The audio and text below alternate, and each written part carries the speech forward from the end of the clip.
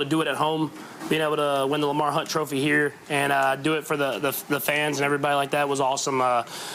We fell short last year and we learned from it, and we built every single day, and now we have the chance to go to Miami and get the ultimate goal, which is the Super Bowl. What to say about the team in general is, with you as the starting quarterback, they are always in the game. They've never lost a game with you as starting quarterback by more than 7 points. What's to say to this team and the city and the fans that with you starting healthy, that this team is always in the game? Yeah, I mean, I've been blessed to be in a great situation with a lot of great football players and coaches around me. I think that's the biggest thing is from day one I've been accepted to go out there and be who I am, and my teammates, they've responded by being great every single day. And so for me, like I said, I've been put in a great situation, and I just try to maximize it every single day. What did you see on your touchdown run, the little 27-yarder? Yeah, they're playing a kind of a version of two-man or kind of 11 double, I guess you would say, where they were kind of doubling with Tyreek and the speed, and then Kelsey, obviously with the things he did last week. And so when them playing like that, the line kind of got them all put back in, the D linemen all kind of together in the line. So I broke it. I was thinking about just running out of bounds, and as I got to the sideline, I realized that I could cut up, and I was running down the sideline, and I knew we had 2 timeouts. I was like, I might as well try to cut it back. And so I cut it back, and luckily was able to hang on to the ball and get in the end zone. Did he tell you he wanted you to slide? No, he didn't. I mean, I think that's the best thing about playing with Coach Reed, playing for Coach Reed, is that he lets you be who you are. He lets you go out there and really play the way that you want to play, as long as it's according to the guidelines of how to play the quarterback position. He lets you be who you are. Patrick, take us to the beginning of that drive. It's 1st and 10 on the 14, and you've got a long way to go to try to score. And what were you thinking at that point of, you putting the ball in your hands on each and every play? Yeah, I think, obviously any 2-minute situation, we always talk about start with the completion. So we wanted to get a completion, get the drive going. I thought Damian did a good job of getting upfield, but also getting out of bounds, kind of conserve time. And as we moved down the field, we realized that we had a chance, that we wanted to take some shots in the end zone, and we luckily got to get in there. Adam, why was Sammy Watkins able to be such a big part of what you guys were doing today? Was it just the defensive attention on those other 2 guys you were talking about? Yeah, I think it was some of that, and it was some of him just making plays. I mean, you see that last touchdown he got. I mean, he won, and then got it up the field and scored a touchdown on a big play. And then there was other plays in the game where he was making big time catches, dragging his feet inbounds, catching the ball before he even turned around, it seemed like. And I think you see that if teams are going to put attention on other guys like Tyreek or Kelsey, that we have a guy in Sammy Watkins that can beat your corner every single day.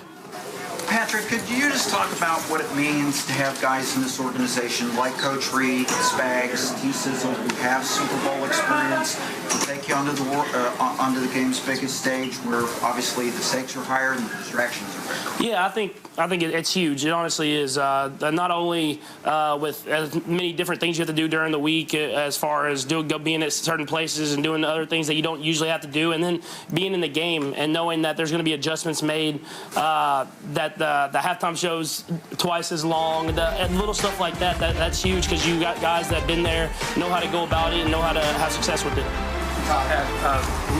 When you came to Kansas City, when you weren't even playing, you talked about not wanting stats and all this, but win games. Mm-hmm. I feel like that's what you've been doing at this point. How happy are you with that being part of your resume now? It's not just stats and all that. Yeah, I mean, I think that I've always preached that ever since I left college. I mean, we played at Texas Tech. I put up a lot of stats, but we didn't win a lot of football games. And so I knew going into the NFL, I was going to do whatever it took to just win games. And I think this team, you can see that in every single player on this team, is we don't care if we win 10-7 or if we win 35-24. We're going to go out there and just find the way to win the football game, whatever it takes. What was it like playing in this weather and almost 300 yards passing for you? Yeah, I mean, I think Coach Reed does a good job of preparing us for this. I mean, we practice outside. We do everything in order to get the game-like feel. And whenever you're here practicing outside and it's cold during the week, it really prepares you for whenever you get to the game and you get cold weather there. Patrick, two questions. Who was your initial read on the scramble?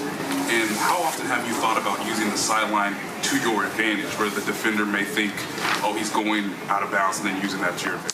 Yeah, I mean, the initial read was kind of a little bit of a combo read where we got a sweet spot guy, I think it was 17, who was running down the middle of the field, and then with Kelsey hooking it in there on the little in cut. And so it was kind of those reads, and actually the same play that we hit the touchdown with Tyreek at the seam earlier in the game. And so it's kind of that was the initial read, and with how they doubled it, I didn't like my options there. And then it kind of, like I said, it kind of just opened up. And I usually think more about just running out of bounds, but I think as I got to the sideline, I saw how much space that we had because everybody was trailing and defending the guys that were downfield. And so I figured I can cut it up a little and get a couple extra yards. DJ, I asked Coach Reed the same question, but late when you guys were down 10-0, you guys were in field goal range, decided to go for it on the 4th and 2. Just how much do you feel like getting that conversion and getting in the end zone helped get you guys going offensively? Yeah, obviously it was huge. I think it's something that we prepared for before the game, and we've prepared for since training camp. I mean, Coach Reed puts us in situations where you have to not be in the exact opportune or that advantage to your way. It's advantage defense, and he wants you to go out there and succeed. And so he let us know before the game if we got into certain yard lines that we were going to go for it if we get to the 4th and shorts and stuff like that. And so whenever I think you could see the process of it, we got out there. The first play I didn't like, so we went there, called a timeout, went then changed the play, and got it to a play that we liked. Patrick, second week in a row, you guys have battled from behind, come back and win. Talk about the mental toughness of you guys. Yeah, I think it's that never give up mentality. It's that we're going to go out there and give our best effort every single play and really take advantage of every single play of the rest of the game. And we don't care if we're down 10-0. We don't care if we're up 10-0. We're going to go out there and execute and do whatever we can to have success on every single play. Patrick, what did this loss last year, this time, feel like? How did it fuel you during the offseason? And then when you were hurt for that bit, what was that like working through that? Yeah, I mean, in the NFL, you're going to go through adversity. I think that's the biggest thing. And learning that last year, I think obviously the loss hurt, but then having to watch the Super Bowl and not be in it was something that I could barely do. And so for me, I knew that I wanted to be in this moment, being able to play for this game to get to the Super Bowl. But I knew it was a day-by-day process, and I think that's what we preached as a team was we want to be here, we want to be in the Super Bowl, but we have to take advantage of every single day that we get. And so I think the biggest thing for us is that every single day that we just did that. Last two, Jeff, then Alan. Patrick, follow up what he just said. Last year after the game, you talked to Tom Brady in the locker room. What did he say to you that resonated with you now that you've won this game?